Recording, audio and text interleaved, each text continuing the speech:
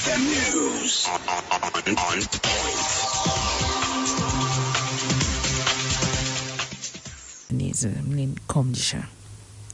Forum for Democratic Change has unveiled a campaigning team and the campaign program for the party presidential flag bearer to start next week in Kalangala.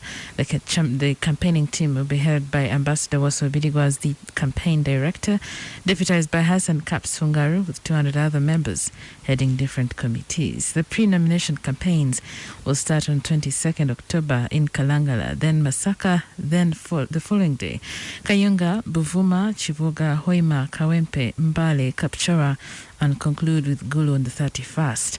While unveiling the team, party president, flag bearer Patrick Amoria Toboy said their campaigns will be more village-based, house-to-house format.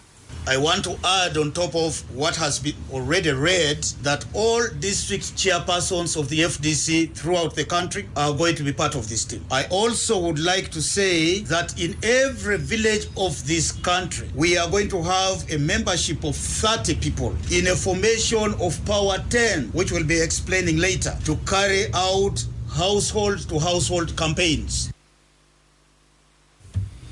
In addition, Amoria had called upon all opposition parties to work as a team for a common cause. I would like to call upon all forces of change to get united in areas where we can functionally operate together, even if there is no formal understanding to do politics together on the same platform. The areas that forces of change have got to pay attention to include area of vote protection, because therein we have a common interest.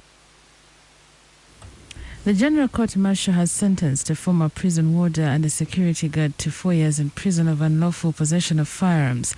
Banuli Lubanga, a former prisons warder at Kigo Government Prisons, has been sentenced with his co-accused David Okello, a private guard with Rock Security Limited.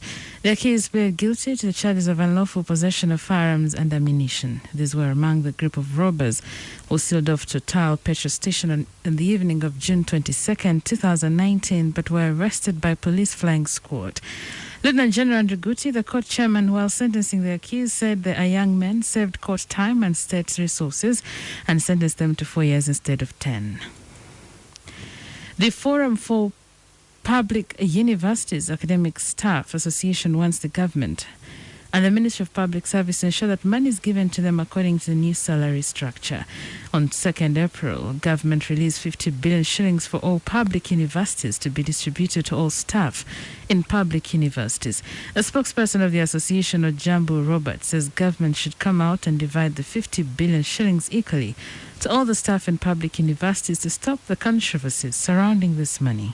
And no one can demand for more money in the budget. Our budget, I know it is now tight. We have accepted the 50 billion that was released by government. The only thing we are saying that those 50 billion should be distributed equitably using the pro rata method. And this is to support the president. The president is the one who proposed this idea that this money should be distributed from professor to the teaching assistant equally. It is not even our view. So here we are just seconding what had been proposed by His Excellency, the President of this country. The team that represented Uganda at the World Half Marathon in Poland have returned home celebrating a gold medal. Jacob Kiplimo won the World Half Marathon in Gdynia, Poland, clocking a championship record of 58 minutes 49 seconds. It was Kiplimo's second major championship medal after taking the 2017 World Junior Cross Country title in Kampala. The athletes, including Cheptegei and two other officials, are welcomed by the Assistant IGP, the Director of Welfare, Production and Sports at the Uganda Police, Andrew Serwen, and another official from the Ministry of Sports at Entebbe International Airport. In other news, the leader of Sudan's transitional government has pledged to cooperate with the International Criminal Court in its case against former autocratic leader Omar al-Bashir. Prime Minister Abdallah Hamdok met Sunday with a delegation from the ICC led by prosecutor Fatou Bensouda. The ICC has issued arrest warrants for Bashir on charges of genocide and crimes against humanity in connection with the unrest in the Western Darfur region in 2003.